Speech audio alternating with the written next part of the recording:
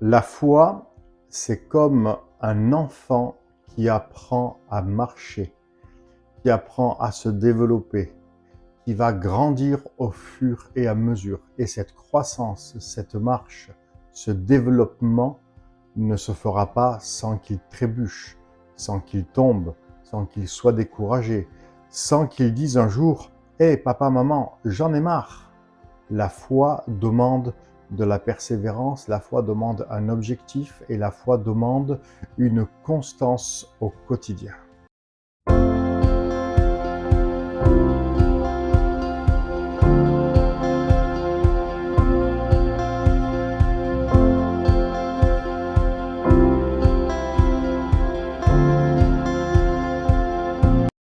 Bien sûr que ta foi, pour qu'elle devienne forte, pour qu'elle devienne solide, affermie et inébranlable, elle va forcément et obligatoirement passer par des temps de doute, par des temps de lutte, par des temps de combat, par des temps d'incompréhension, par des temps de désert et même parfois de grands déserts, où c'est que tu vas être comme un petit peu chamboulé, où c'est que tu vas être ébranlé et tu vas même dire à Dieu, Seigneur, je ne comprends pas qu'est-ce qui se passe en ce moment.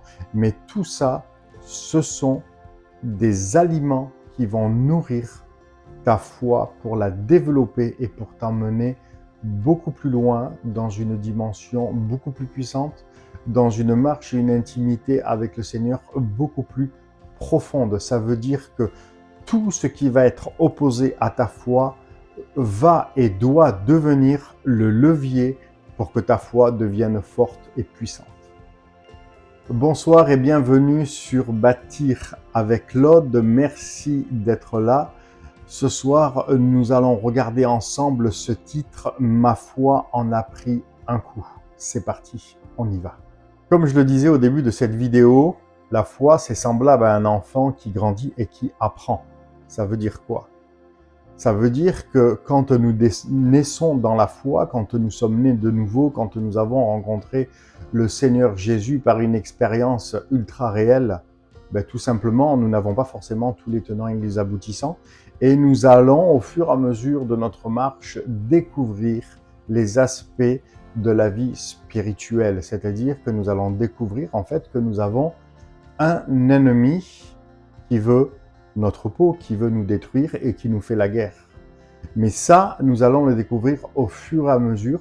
Et c'est pour cela que parfois, il arrive, et ça arrive en général à tout disciple, à tout chrétien qui a rencontré Jésus, nous pouvons dire des fois que notre foi en a pris un coup parce que le combat, c'est comme un ring où c'est qu'on peut se prendre des coups, où c'est qu'on peut tomber KO par terre. Mais quand on tombe KO par terre, ça ne veut pas dire qu'on a tout perdu, ça veut dire que sur l'instant présent, on a pris un KO, on va se relever, on va retrouver nos esprits, on va se remettre au combat et parce que tout simplement, on va apprendre des nouvelles stratégies pour combattre selon la parole et les promesses de Dieu que Dieu va nous révéler au fur et à mesure de notre marche avec lui, bien évidemment, si nous exerçons notre piété au quotidien dans la prière, dans la lecture de la parole et notamment dans le jeûne et prière qui est très important dans la vie du disciple. Dans le livre des Proverbes, au chapitre 24, verset 6, il est écrit « Tu feras la guerre avec prudence ». Qu'est-ce que ça veut dire ce verset ? Ça veut dire déjà prioritairement, ne va pas combattre des combats auxquels Dieu ne t'a pas appelé. Et c'est pour ça que l'intimité avec Dieu, de prendre du temps à l'adorer, de prendre du temps à l'écouter, de prendre du temps à lire sa parole, parce que Dieu parle par sa parole, Dieu nous donne de la sagesse par sa parole, et Dieu renouvelle notre intelligence par sa parole. Et il est très important de grandir en cela, afin de savoir ce à quoi Dieu nous appelle, et ce à quoi Dieu ne nous a pas appelés. Il y a des combats que tu n'as pas à combattre. Il y a des situations que tu n'as pas à t'occuper et que tu n'as même pas à en discuter parce que Dieu ne t'a pas appelé à cela. Il faut que tu sois dans ton couloir où c'est que Dieu t'a appelé à y être et c'est là que tu seras efficace, c'est là que tu porteras du fruit et c'est là que tu vas te développer. Donc d'où l'importance Tu feras la guerre avec prudence, parce que des fois, notre foi peut en prendre un coup, parce que nous sommes sur des terrains où nous combattons et nous vivons de l'opposition, de l'adversité très, très, très terrible et très sévère, parce que Dieu ne nous a pas appelés à ça. Et ça, il faut savoir le discerner et ça fera toute la différence dans ta marche avec Dieu. Prenons un deuxième exemple dans la parole de Dieu, dans l'histoire de David, dans tout son parcours. Il y a eu une étape qui a été une étape très importante et décisive de grands combats dans sa vie. 1 Samuel chapitre 30 verset 6, il nous est dit que ces deux femmes à David avaient été amenées, que le peuple parlait de le lapider parce qu'il était dans une grande amertume, que David était dans une grande angoisse, donc sa foi en avait pris un coup par rapport à tous ces combats. Et il nous est dit dans la suite du verset que David reprit courage en s'appuyant sur l'Éternel. Mais en fait, pourquoi il y a ce verset ?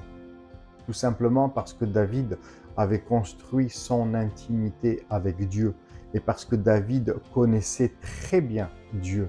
Et il savait qu'en s'appuyant sur Dieu, que Dieu allait être au rendez-vous, que Dieu allait être là, que Dieu allait lui parler et que Dieu allait lui donner la victoire.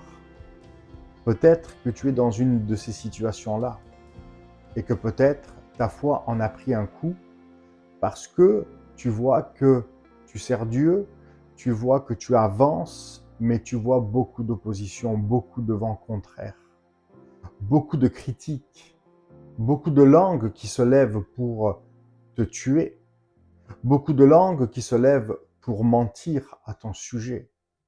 Alors je t'exhorte et je t'encourage à aller dans le lieu secret et à tout dire au Seigneur, à rester à son écoute pour que Dieu te parle, à ouvrir sa parole parce que Dieu va te parler par sa parole et Dieu va te donner un verset qui va te permettre de t'élever au-dessus de tous les combats que tu vis.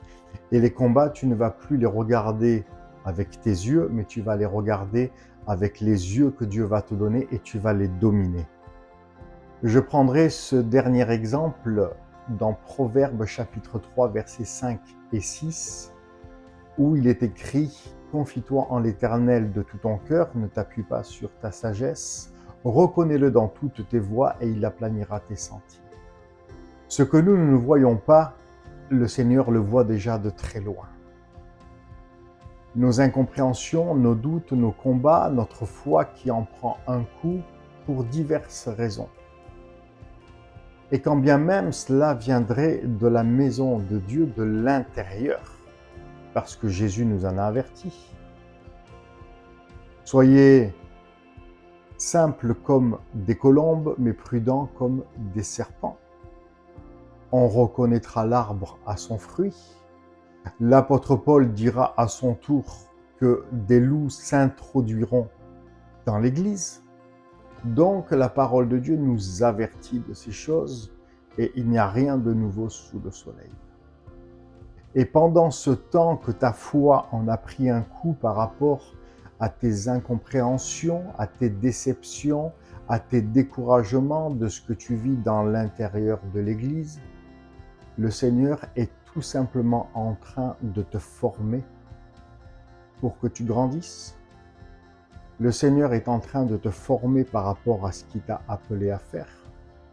Ne t'étonne pas si les portes pour toi n'ont pas été encore ouvertes à la dimension que tu l'attends, parce que Dieu prend soin de te former et la formation est de très haute importance pour être efficace dans la maison de Dieu, pour être efficace dans ton foyer, pour être efficace dans ta vie.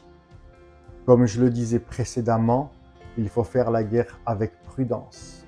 Et Dieu prend le soin de former ses soldats et de les équiper afin que toutes les étapes, comme un cursus scolaire, pour que tu puisses passer de niveau supérieur en niveau supérieur, afin qu'au moment et au jour voulu de Dieu, quand le Seigneur te prendra et te mettra là où il a prévu que tu sois pour que tu serves, tu seras efficace et aguerri.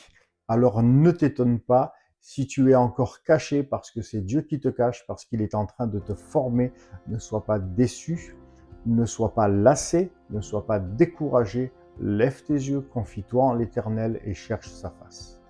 Bien évidemment qu'il y aurait d'autres exemples à citer de la parole de Dieu sur des situations réelles dans nos vies que certains ont traversées ou que certains traversent. Si c'est le cas et que vous voulez que je développe plus dans d'autres vidéos à venir sur le même sujet, n'hésitez pas de m'écrire à contact@claudepetix.com pour me partager vos sujets. Si cette vidéo t'a parlé, t'a interpellé et que tu te retrouves dans une des trois situations, n'hésite pas à m'écrire à contact@claudepetix.com. Merci pour ton attention. N'oublie jamais une chose, excellence et valeur. L'excellence de la parole de Dieu qui est la Bible et la valeur avec laquelle Dieu bâtit nos vies. Je te dis à très vite, demeure très richement béni.